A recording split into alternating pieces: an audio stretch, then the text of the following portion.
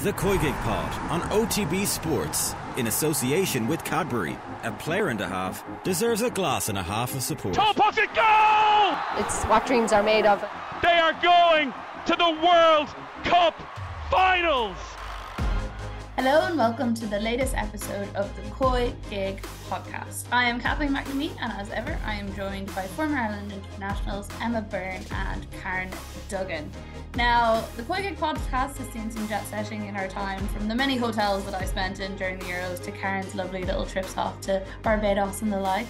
But one of us is going on a very exciting trip this week, all the way to Qatar for a bit of a Legends tour. Is that what I'm told? Is that the right way to describe it, Emma? Tour, no, because we're just staying in the same place, I believe. I don't know. I'm so bad for details as well. I'm just like, yeah, okay. And then I don't read anything else. But yeah, it's consider the FIFA Legends thing. And don't ask me who's playing. Don't ask me who's involved. I've no idea. All I know is 30-minute games. You gotta start warming up now, Emma. No, honestly, I've been going to the gym. I had 4 days to test if I can still move at all. And I went to the gym once and I haven't been able to walk since. So I can't go back. I'm struggling. I'm struggling big time struggling. So is this like you just got the call up recently enough if you've only been able to go to the gym once and give yourself 4 days to just see if you're... Oh, yes. Well, I only decided recently because I was undecided. Because I have classes and my dogs, a very important thing. And I had to try and rearrange a lot of things. So it took me a little while to think about it. And then it took me a little while to rearrange everything. So literally, what day is it today? Literally last Thursday, I was like, okay, I'm going. All right. And then I decided to go to the gym and I needed 2 days rest. So maybe I'll go again tomorrow. I'm not joking, lads. Seriously. I have bought a recovery machine. I've bought these things, whatever they are, that you attach to your calves that help the muscle grow, stimulation things. I'm like fully equipped to try and allow a non-hospital visit over there. Karen has a very knowing look on her face of someone who has like... I'm excited for you. I feel like with all of the stuff you have going on there, player of the match is in the bag already. And will you be able... gum shield is, like, seriously. Oh, the gum shield is back. Love it. Will you be able to catch any of the World Cup action while you're there, or will you be very focused on the Legends side of things?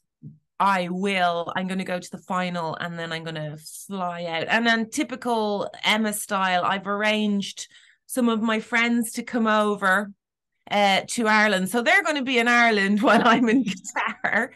So my sister, by the way, Amy, you have to look after my friends until I get back. You've done it before.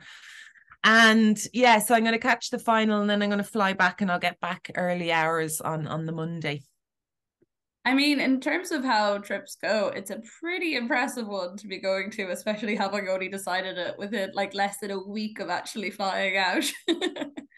Yeah, I know. No, I'm excited now. I am nervous. Like, I don't know who's going to be in the games. I don't want to know. All I know is there's two females in every team, and one can be a goalkeeper, which is me.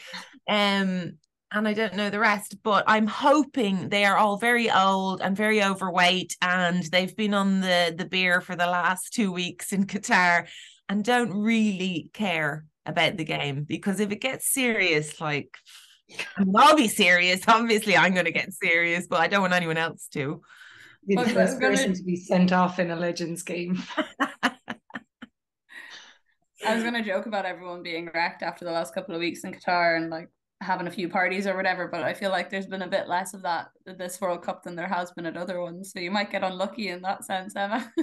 Oh, well, that's the first thing my friends said to me. They were like, oh my God, what a crap World Cup to go to. There's no beer. I was like, I'm sure I'll find some. Like, there's no interest. There's a way. You can go to one of those like floating hotels or something that has all the fun. And did I hear a little rumor as well that you were working PSG Lyon last night, which is always a cracker of a game in the French league. Yeah. And I mean, it really lived up to expectations in that it was toe to toe right all the way until the 87th minute when Diani managed to get the breakthrough for PSG. Yeah, it was a good game. It was a good game to work on because they're so technically like gifted, every one of them. But to be quite honest, I'm still not seeing the Lyon or the PSG of 2 years ago. Like neither of them would really worry me that much if I had to play them. Lyon are better than what they have been over the last couple of months. And PSG, I mean, they did well, they played well, but again, they just had Diani up front. They were just kind of hoping that she'd create something. She wasn't bringing anyone else into the game. It was very individual, whereas Lyon passed it very nicely. Like they've been doing that a good bit lately. So yeah, it was a good game. But again, I think we have to wait for the injuries to come back for Lyon to see exactly how much of a powerhouse they are, because Macario, Hegerberg, like massive players for them on the injury list. So yeah, I was gonna say both sides have kind of had quite a tough time when it comes to the injuries, and especially like big long-term ACL style injuries. Yeah, that's it. And with PSG, it is only just one player, TOTW, but she's a massive player for them. Like she changes how they play, and they still play as if she's playing. So just pumping that ball up front and hoping for someone to get on the end of it, and nobody's as good as her. But with Lyon, you've got Macario, Hegerberg. If you look back to last season and results that they've had, you always see their names on the score sheet, and that's what they're struggling with at the minute. Carpenter's still out as well, isn't she? She's out, yeah. She's a loss, yeah. Yeah, no, there's a good few. I always enjoy when that game comes up though, because I just feel like there's been some proper beef between the supporters in recent years, and then everyone, I think, because especially on this side, we probably focused on the more in the Champions League sense. And it's just always interesting to see how it goes in the league and then how that translates into the Champions League. Another thing that was announced today is that Ireland's base is going to be in Brisbane. Don't know if you guys saw Anton, who works in Sky News, was saying that the hotel the Irish team are staying in will do a Maserati pickup from the airport if you want, for its top paying customers. It has an infinity pool. It looks very, very nice. So I've put the request into Off the Ball for 3 Maseratis for us when we're over there, just so we could like bounce around. We can like put Catherine and Emma, we'll share which ones. No, if we're getting them, we're all an individual Maserati. I'm not sharing with you. I don't know if I would get into a Maserati with you, Karen. I feel like it'd be dangerous. Yeah, I love the way you say when we're over there, like we're definitely going, right? Have you heard something that we haven't? Sadly, I have no confirmation, but I am just putting it out into the world. I'm deciding to manifest this into reality so that it's actually happening. I want to be sitting in that in the infinity pool, sipping on a nice cocktail as I watch Ireland sail past the group stages, go on an iconic run in the same way Morocco have in the rest of the tournament. And yeah, I'm putting it out into the world. If half of it happens, I will be happy. When you say infinity pool, I hear bikini and swimsuit, and this worries me a little bit. I need confirmation to motivate myself to get back in the gym. Like obviously a FIFA game's not going to do it for me. That surely will. An infinity pool, that's it. There's your motivation. Here we go. I mean, we need to do like some sort of COYGIG live from the side of the pool in Brisbane as we're like after some of the games that we performed very well in or something. I don't know. I'm putting it out into the world. It's going to happen. If any millionaires or billionaires listen to the COYGIG podcast and would like to hear us ramble away about these things in the way that we always do, and you know where to find us. And then finally for today, we also have our first round of fixtures for the season next year. Karen, how are you feeling? Athlone up first. Yeah, Athlone away is not a nice one, but I kind of was hoping there'd be like a bigger box office one with Rovers, be it us against Rovers or Shells against Rovers.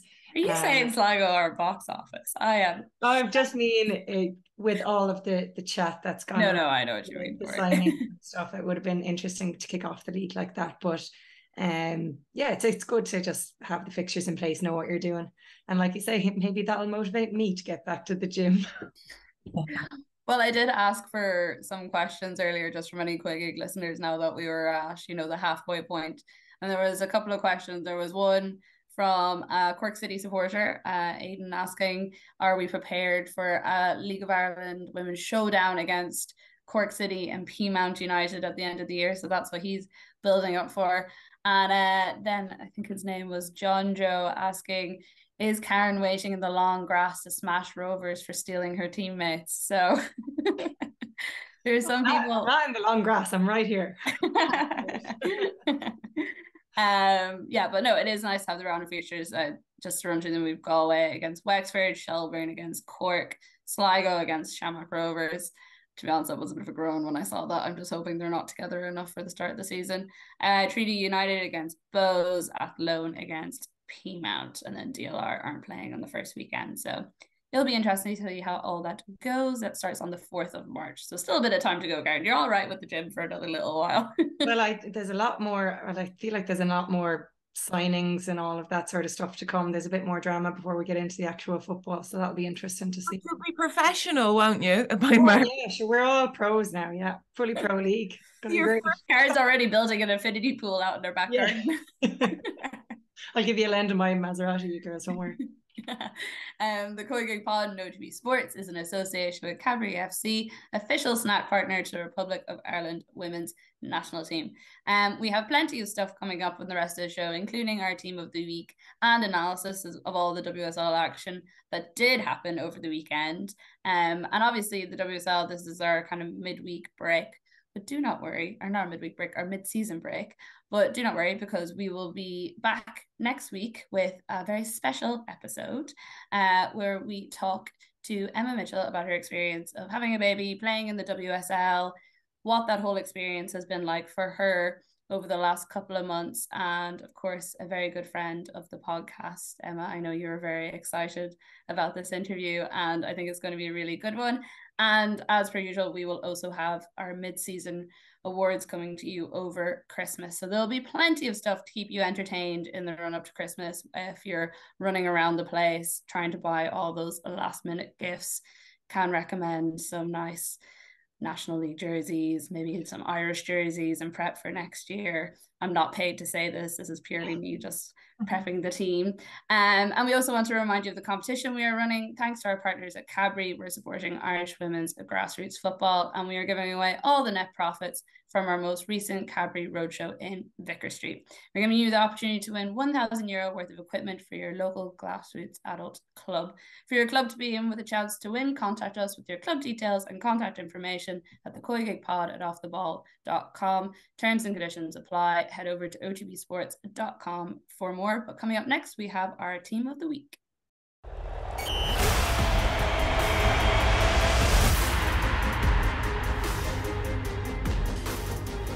So Karen, after a long time, we have finally convinced you to do a team of the week, which is very exciting. Our beloved Emma Carroll is very busy wedding prepping at the moment, so you very kindly took up the mantle.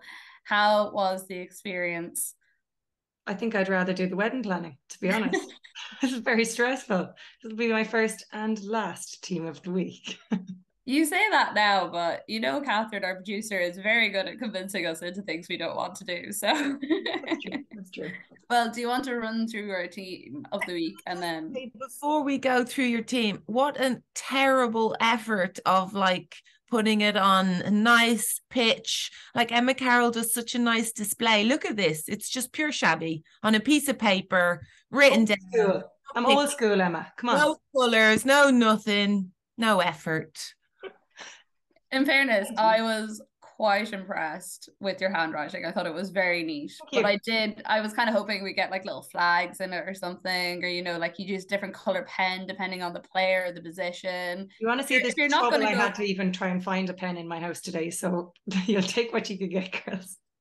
if you're not going to go for the full Emma Carroll, like drawing out an iPad sort of thing, I don't know. Look, I don't want the job again, so maybe this is practical. Is this like the classic thing of if someone asks you to make a cup of tea, you make it badly, so they never ask you to do it again? This could be very bad. I feel like I'm in for a ripping. I'll go through it anyway. On goal, Mackenzie Arnold of West Ham. Emma, you'll slate my pronunciation again. Ona Bagier. Better. Beautiful, Karen. Well done. Thank you. I went for a back three, so Bagier, Sissoko of West Ham, and Steph Catley on the left. Then kind of a midfield three of Leah Volti, Laura Coombs, and Kankovic of Chelsea. Katie McCabe on the right, Aaliyah Galton on the left, and Fran Kirby and Emma Harries of Reading up front. Give it to you guys. Give it to me. Yep. I mean, I like that you've put a few other players in there because I was kind of getting sick of the same ones. No offense to Emma Carroll, like I did the exact same when it was my turn.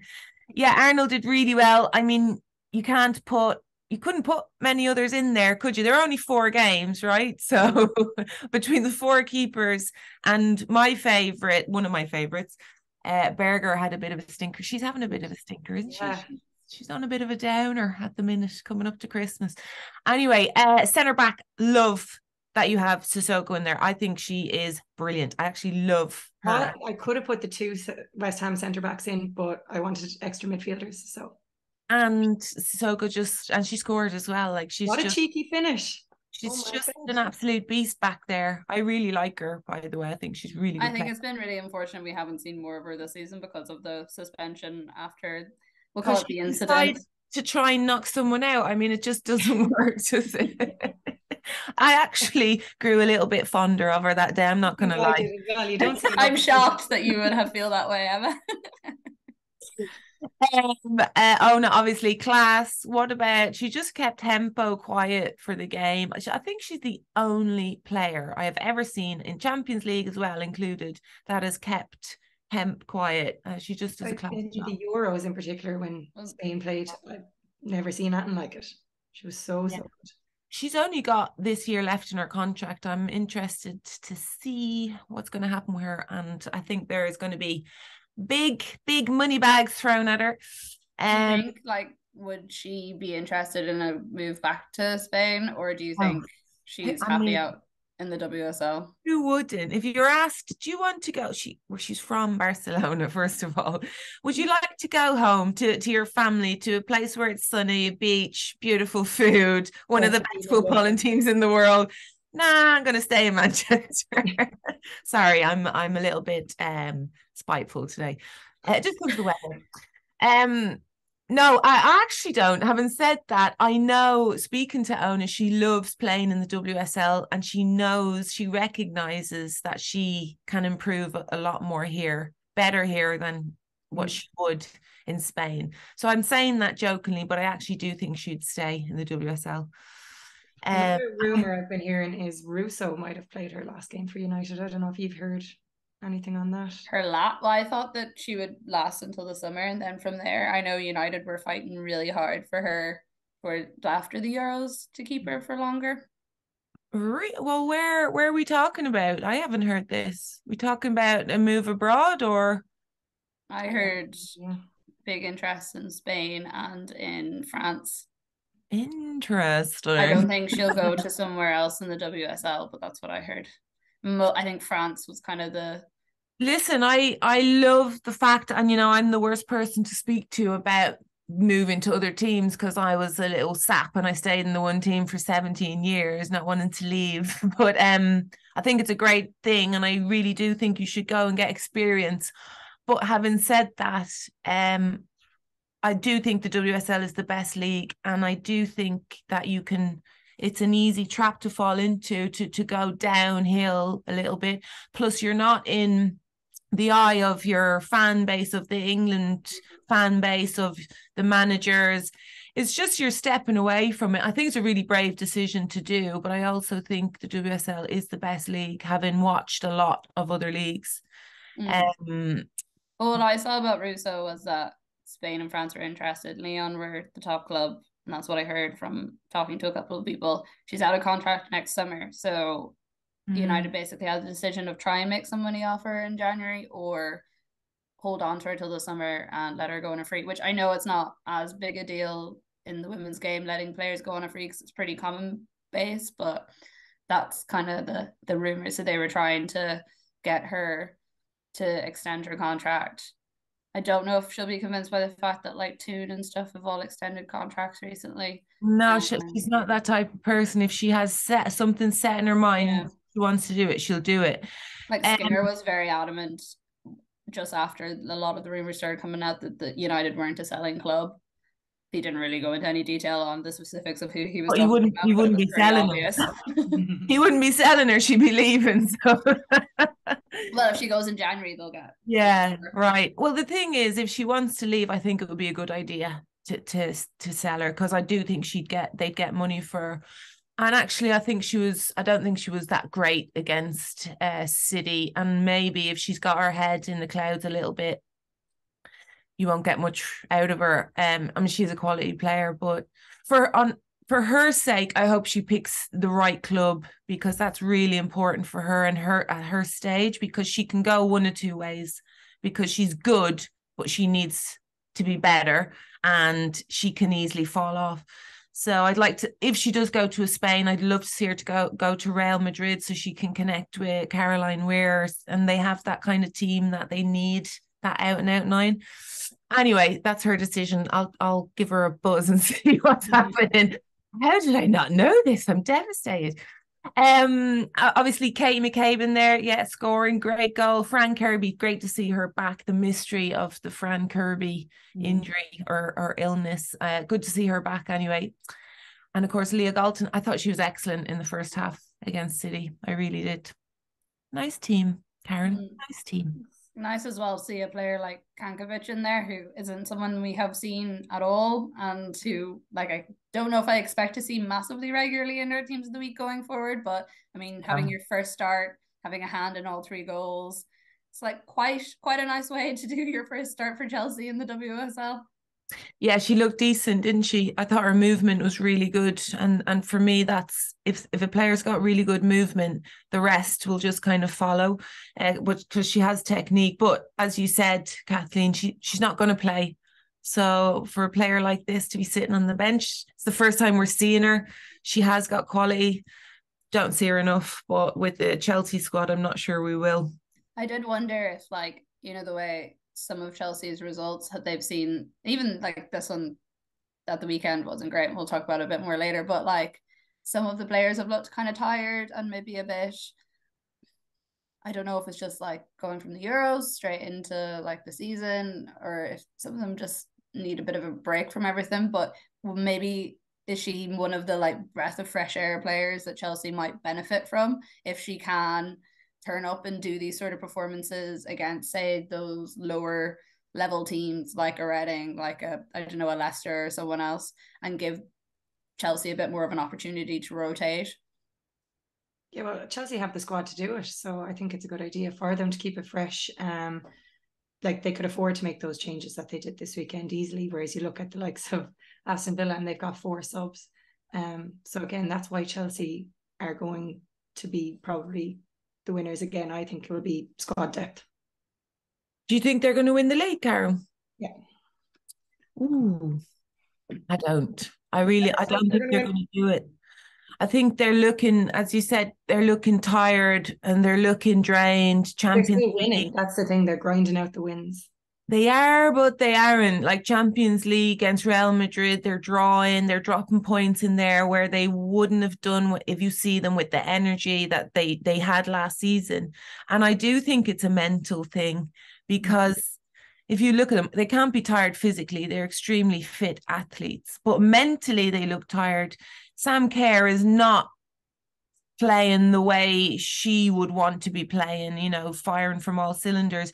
You've got Pernilla Harder out. She's a massive player for them. She's the engine. She's the cog in that engine. So they're not really getting that energy, that fire from anybody at the minute. Erin Cuthbert is one of those players, but she's going to burn out 100%, because I mean, she's playing every game. She's playing every game for Chelsea, every game for Scotland. It's a lot of pressure to put her under. And I just think they're going to come to a point that it's too much. And they do have a very strong squad, but I don't think the players are the same quality. And I think Arsenal they play that nice football, don't they? And that's a massive boost for a player. Even if you're not getting the results you want, even if you're not scoring the goals you want, playing nice football is sometimes like a mental boost for you. We shall see. That was great because you guys actually answered one of our other listener questions that came in is anyone going to stop Chelsea, or are they going to run all the way to the title? And it seems that we're very much split down the middle on whether that's going to happen or not. So we will replay this clip next year when the title race is actually done and see which one. And Man City have won it or something like that. But Karen, thank you very much for doing your team of the week. I hope it wasn't too stressful. I don't think we went too hard on you either. So no, not at all. Good job. Thanks, guys. You distracted me with the Russo rumor. That was a serious ploy. I get it now. Now I understand. Yeah. I didn't intend to. I was fully willing to let you go off against Karen as much as you wanted. It was an interesting point of conversation. Obviously we won't have our team of the week next week, but we will return with it in the new year whenever the WSL is back. Coming up next, we have our WSL analysis.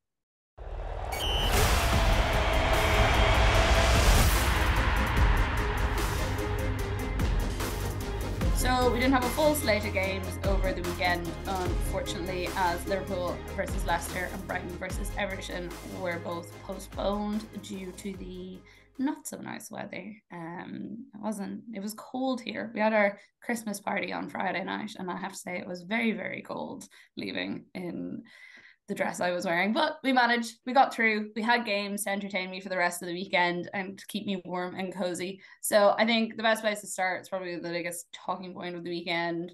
Man City won, United won, Manchester derby. It's gathering a bit of steam, but once again, United didn't manage to get past City. They've done it with Arsenal. Chelsea and City are still there too, that they're struggling with. What did you guys think of the game? It was pretty even for most of it, but I think United will be annoyed that they didn't come away with more.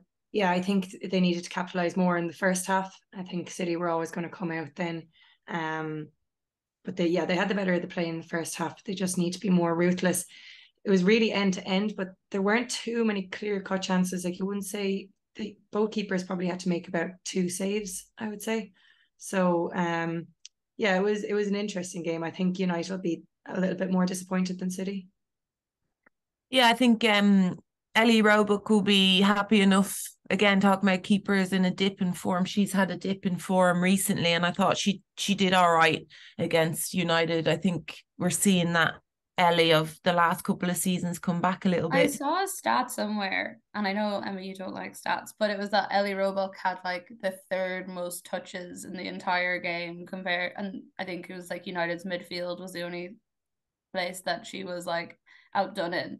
Like, they were clearly very, very keen to use her playing a lot higher up the pitch. It's actually interesting. It's one of the trends from the World Cup that I saw from the goalkeeper technical meeting in FIFA today. But there, the fact that she was touched the ball the 3rd most of any other player on the pitch was a bit mad. And it was 3rd or 4th.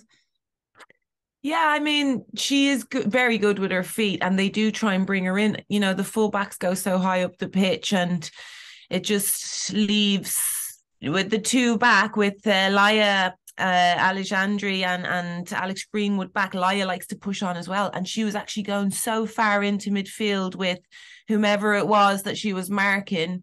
She was going in there and leaving Alex on her own. So obviously they're going to need to use Ellie. But I didn't think really well. Just on that note, I thought she could have maybe gone in team of the week as well. But Alex, did you say? Yeah. I mean, she's just she's quality. She's very, very consistent. But just looking at the game in total, I was expecting more from United. Like, they've beat Arsenal. They were so bloody awesome against Arsenal. Like, I was like so buzzing for that game. And then they went into Villa. I'm like, okay, this is a really important game. They're coming off the back of a very important win. Can they now come into Old Trafford and say, stand up and go, okay, this is us now, we're going to continue this. And I was hoping to see that going into City. I was like, this is your time. If you have a moment in your season, this is it to change, turn the tables and say, we are Champions League. We can play in Champions League. But they didn't. I don't think they performed as well as they should have. And I think they'll be more disappointed with that because City are vulnerable. They are vulnerable at the moment. And they're getting better every time. The next time they play, City are going to be even better because they did just bloody love to do that, don't they? They play absolutely terrible at the start of the season and then play brilliant towards the end. And I think this was United's time. So I think that was disappointing for me. They just seemed a little bit timid and going back to that midfield, that just not stepping up and, dominating in there. But in general, I thought Laetitia was brilliant. Ona obviously was brilliant. Hannah Blundell, the two fullbacks for United were so good. I would have liked to see Lucia Garcia come in a little bit earlier because I don't think Nikita had her best game. I like Nikita as a player, but she's brilliant coming off the bench. And I think it felt like she was anonymous at times. She just wasn't involved enough in the game. Yeah, and I understand why Mark Skinner wants to give her the opportunity because she did play well at times against Arsenal, but I just thought Lucia would have been a little bit more mobile, a little bit more movement from her would have given City a problem. And of course, Coombs, who you had in your team, I totally agree with that because she goes under the radar so many times and she's such a consistent player. She pops up and she scores goals. Nobody's really talking about her that much. And I think she's been excellent for them as well. And something as for a general point on the United thing that I've seen a lot of people saying over the last couple of days is that this is growth for this United team, and I kind of thought the opposite. I thought it was a step backwards for them in the sense that growth for them would have been beating City. And I know there was 44,000 people at the stadium, but I heard the atmosphere wasn't great. The best atmosphere was actually coming from the United fans who were really, really in the game. So it wasn't they had mad conditions that they were trying to compete with, and they have generally played quite well in the bigger stadiums on those bigger stages. So there seemed to be very little in their way, and I'm did they focus too much on keeping Hemp out of the game and then just completely forgot that they had to be clinical themselves in front of goal? Or what was it that did they get too much in their heads about the game? There was just something about them that looked like the United team of old. Yeah, it really did. I just think mentally they're going into the game. They know this is the crunch game. This is the game. You're playing against somebody who's probably going to make Champions League over you again.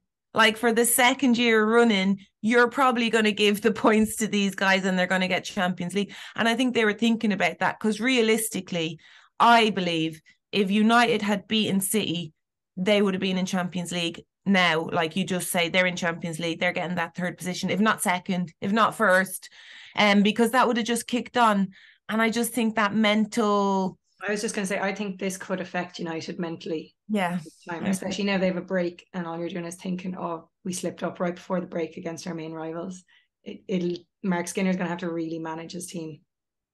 Yeah, and not only that, I do think City played better football on the day. And I think they could have cut them open if City if they get used to playing with each other that little bit more. I think they're going to absolutely destroy them the next time they play them. And I don't think they would have if United had won, that mental win as well to make them stronger. So I think it was more than just a point. It was more than the points. It was more than that place up the ladder on the table. It was for the rest of the season, Champions League, the next time you play them, everything. I think it was a shame for them. I mean, no one's dead. I sound a little bit morbid, don't I? There's still hope for them. It was a footballing shame. Yeah. And I don't support United. I like City. I have obviously a strong investment in City here. But I do like United and I like Mark Skinner and I like the players he has and I like what he's done with the team. And it's great. Obviously, everyone loves the underdog, don't they? And it's great to see these young players just build and get better and better. And I have a feeling this is going to be the stopping point. Well, I think like most people if you have an investment in the league, you probably have an investment in United because you want some more storylines apart from like, oh, Chelsea won it again. Oh, Arsenal City are like competing. You want more teams in the throw of it. And especially after the Euros and how many of like United's players came out as really great players and stars for their home countries, you're like, okay, this is a really interesting team that could actually do something.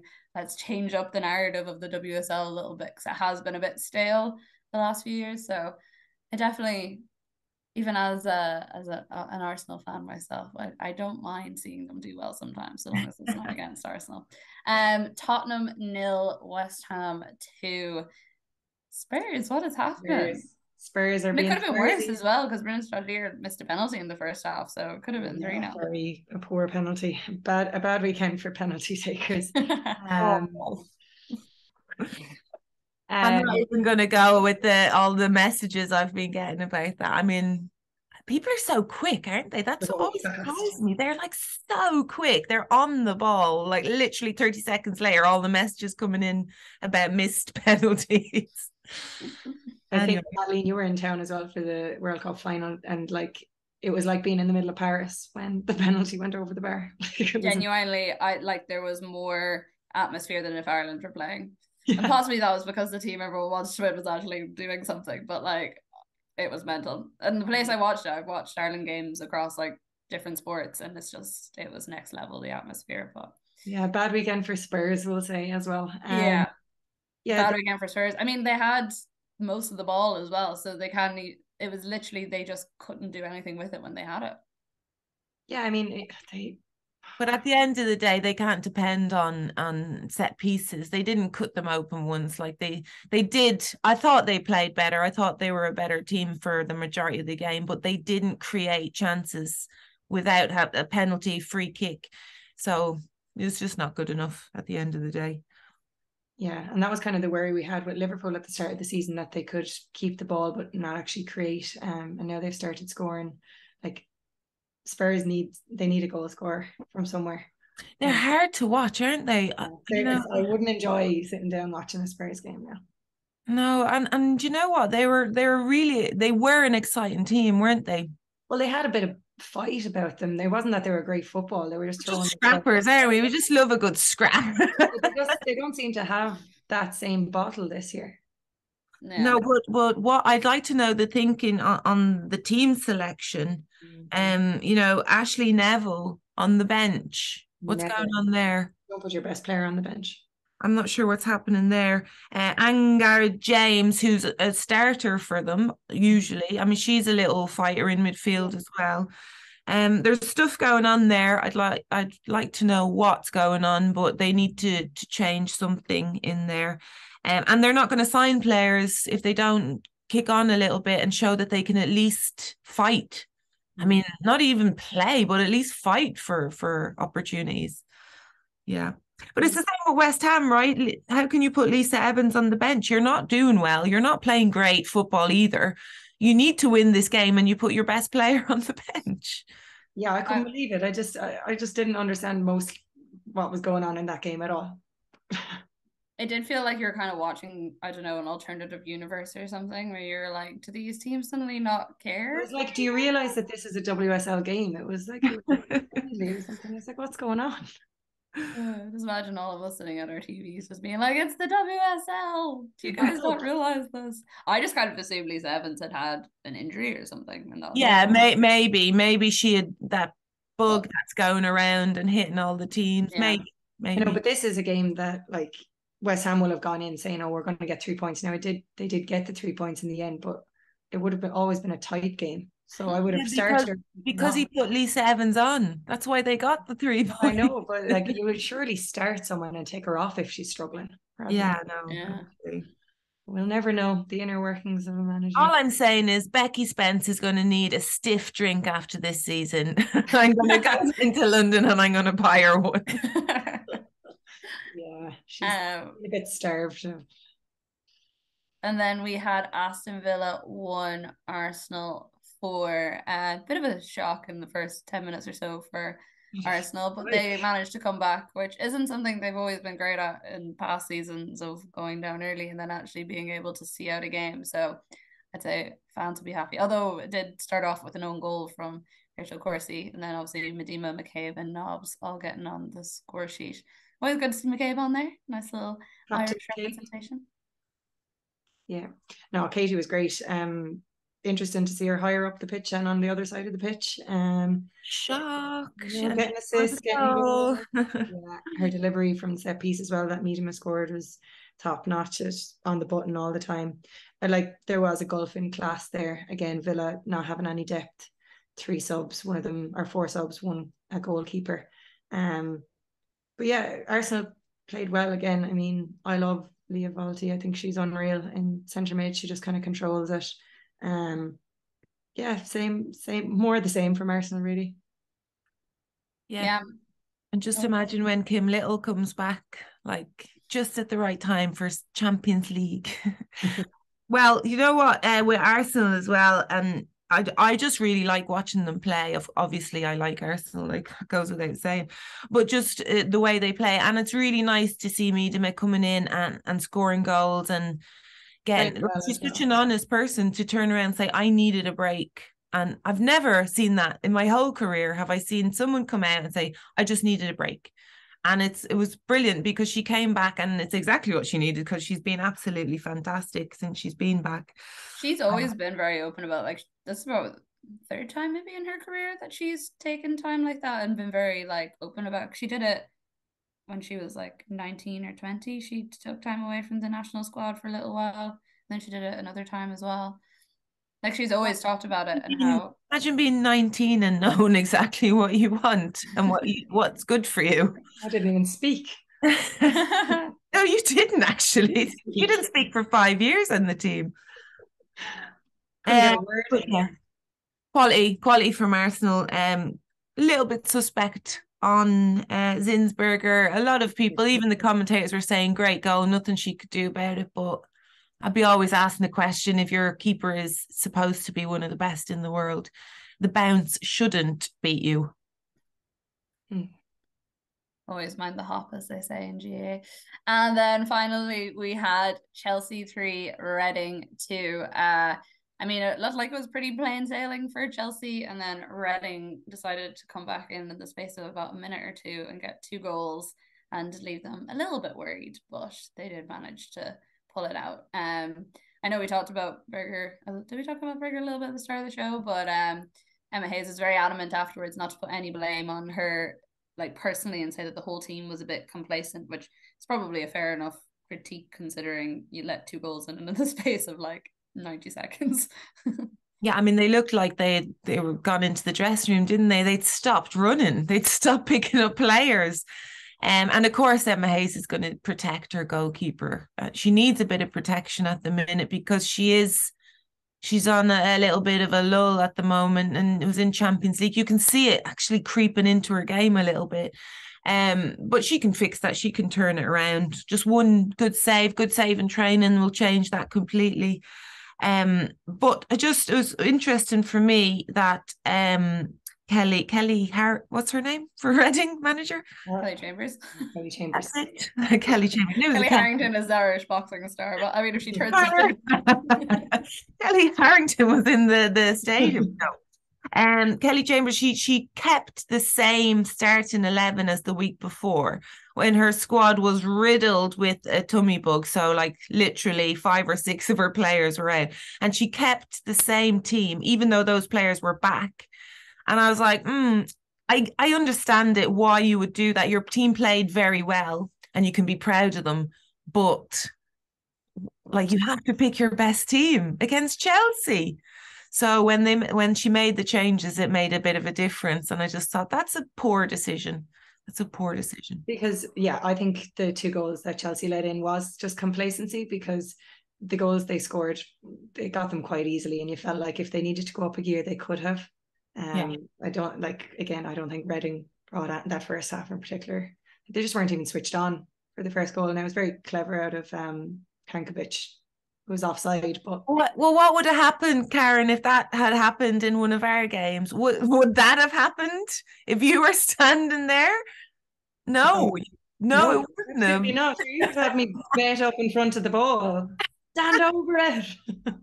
No, but I'm just saying, like, where are your experienced players to stand over? It's like it's rule number one.